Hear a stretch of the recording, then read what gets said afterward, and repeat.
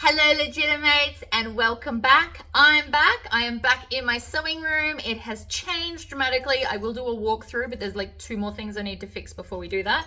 But today I am talking interfacing. I went through my Facebook group and I'm gonna slowly go through all of the video requests that you guys have given me. If you are new to my channel, hello and welcome. Join my Facebook group and you can plant a request of a video you'd like to see in there. But I did see that there was one about interfacing, so I thought I'd do that today. So let's go.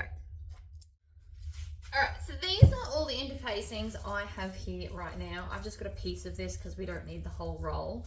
So let's start with this roll here. Now I obviously used to buy the entire roll because I sold it on my website. I don't do that anymore, mainly because I don't really have room to cut it all the time. In the future, this roll is huge and is probably going to last me the rest of my life for this particular type. So this is what I call base stabilizer.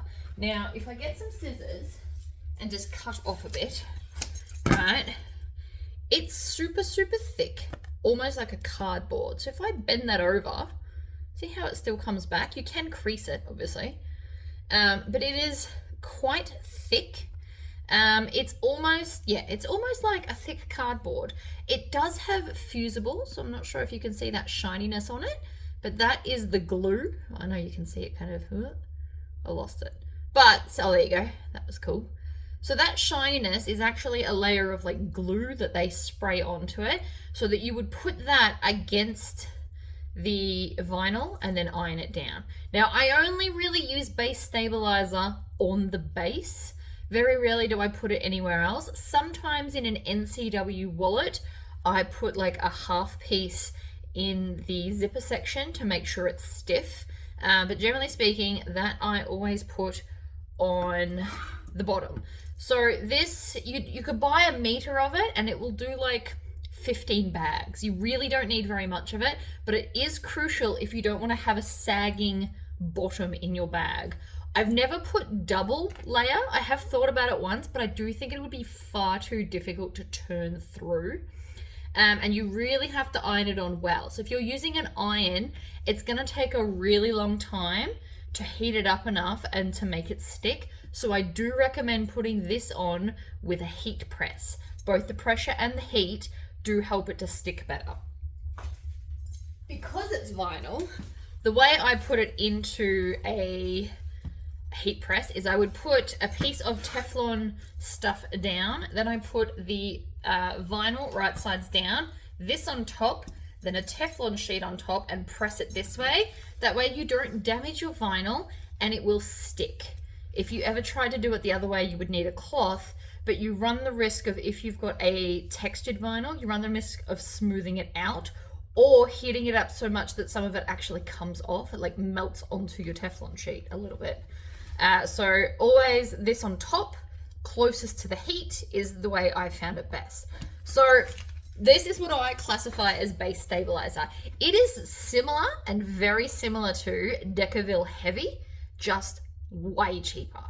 Obviously I bought a whole roll, but even if you were to go to like Spotlight or somewhere and buy just 1 meter, it is cheaper for this than the Decaville Heavy, but it is pretty much the same thing. So if you use Decaville Heavy, that's what I would classify as base stabilizer.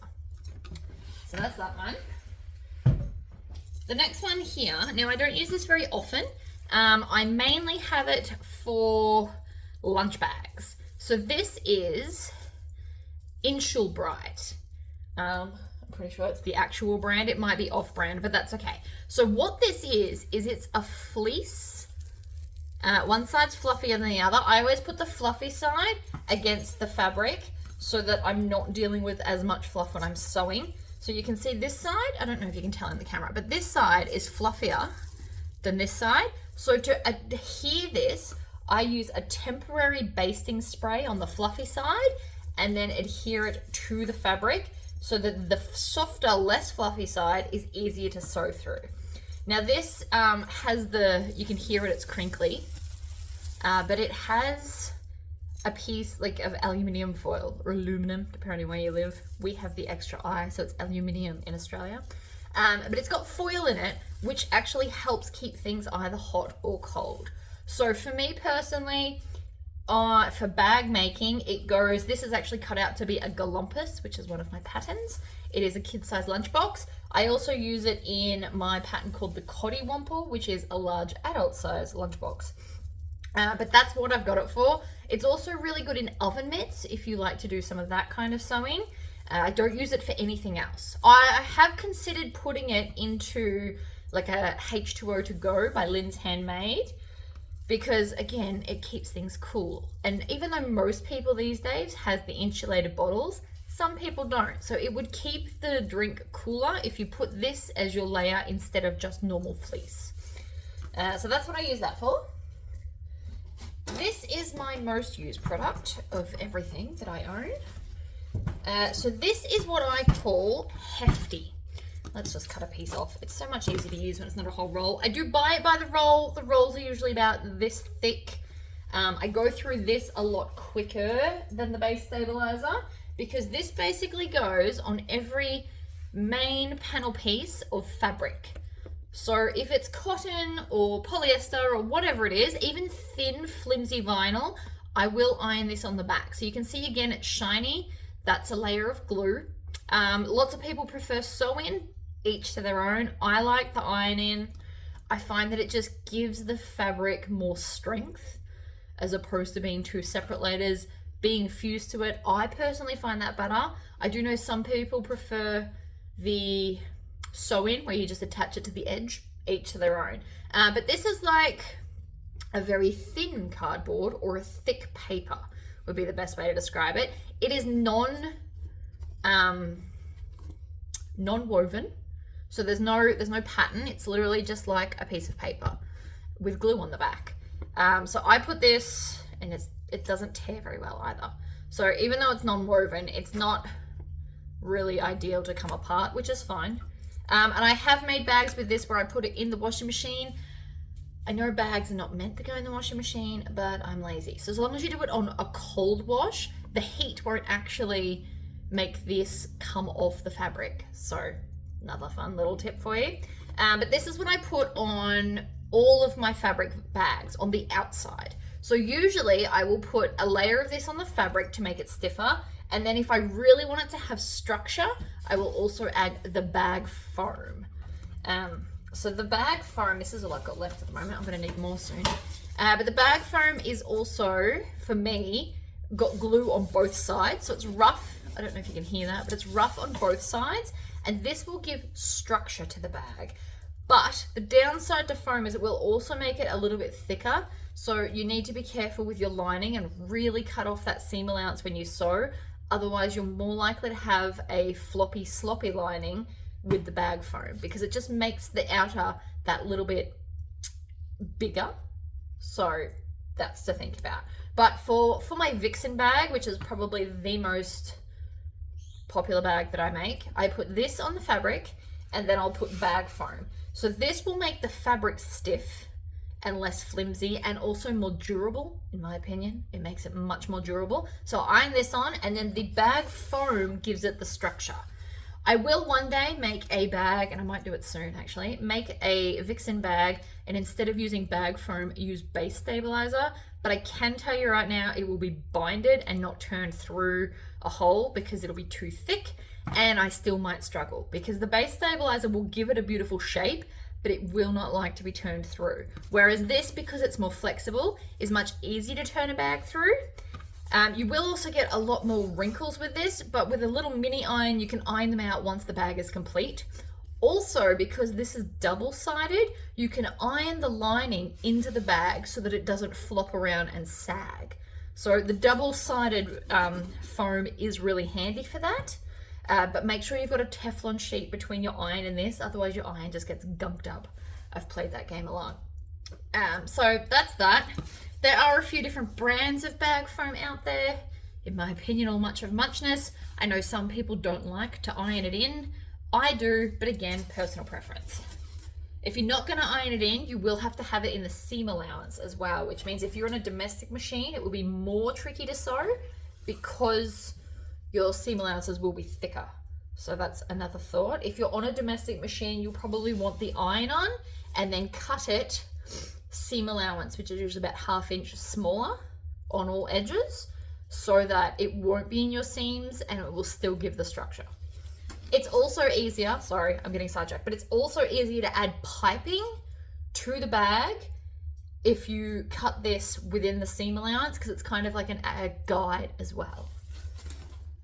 So the last thing I use is this, which is a non-woven iron-on medium interfacing. So this is what I put on my linings. I did used to use woven. In Australia, it has gotten very expensive. And for me personally, it's not for a bag, right? Not for clothing. For clothing, I will use woven. But for a bag, the non-woven is enough to give the lining just a little bit more weight to it. So I use this, again, I bought a big roll and I'll work through it. But I will use this on any kind of cotton fabric that I'm using as a lining. It doesn't give it as much as this one because you don't want your lining this stiff, but it'll just make it a little bit more weighty, so it's a little bit less kind of floppy inside. And again, I also usually put this and the fabric, and then at the end of the bag, I will iron the lining to the bag foam. So again, you can use, so this is probably equivalent to Decaville Light. I don't know what this one is in equivalent to the Decavilles, but it is a very, very light floaty, see that? It's all floaty light interfacing, just to give a little bit more weight and structure to the lining, but nothing too intense. Now, different people prefer different methods. I know some people that wouldn't touch this with a 10-foot pole. They will live and swear by their woven interfacing, which is totally fine. The woven interfacing that I used to have is a little bit thicker than this, so it would give more structure while still being soft, but it is about 4 times the price of this. This whole roll, when I bought it, I think was around $40. Whereas a whole roll of woven is currently up to about $150. That's probably way more than that, but either way, way cheaper to get almost the same result. The downside to this is if you put steam on this side, it will sometimes shrink on the fabric. So I always just use my heat press. I try to have the fabric on top, press it down that way, and I've so far had no issues. I won't use steam on it because it is non-woven, it is more likely to shrink. And the last thing, which I currently have none of, is fusible fleece. So it's very similar to this, but it's thinner. So that's about how thick this is. The fusible fleece is thinner and has the glue on one side. And that's when you want it to have a little bit of padding, but this seems excessive. So you would use fusible fleece, for example, in the Hacked H2O To Go is a perfect place for fusible fleece. It gives it a little bit more oomph without being this much, because I think that's too much for a little drink bottle carrier. This is more for handbags, whereas the fleece is more for smaller projects. Just to give it a bit of weight and a bit of squish to make it soft and fluffy and fat and like magical. But again, I don't have any at the moment. I don't use it very often because I'm mostly making full-size handbags that require bag foam. In saying that, I probably will need some soon. So that's all of my interfacings and how I use them. For waterproof canvas, I don't interface it at all, unless I was to put it on the outside of a bag, which I also don't really do very often, unless it's a very pretty printed one. And then I would put this on the back, which is my Hefty, which also, by the way, is Vilene 1050F, if you ever wanted to actually buy some. F being fusible, 1050 I assume is the weight per meter or whatever. I don't really know how the things work, but Vilene 1050F is what I call Hefty. This is foam by Birch foam.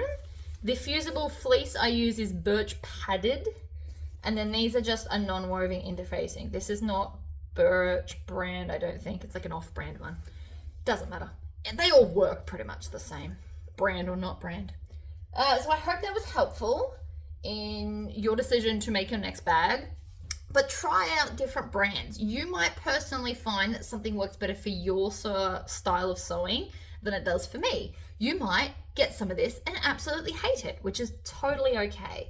But by having this instead of the woven, I can charge less for my bags, which makes them move quicker. So it's not necessarily a lack of quality, but it does make the bags considerably cheaper with something like this. So if you're in a demographic where they don't want to pay a higher end price, this might be a great alternative to keep the cost down, and so you can keep the cost of the bag down. But I hope that was helpful, and I will see you all in my next video.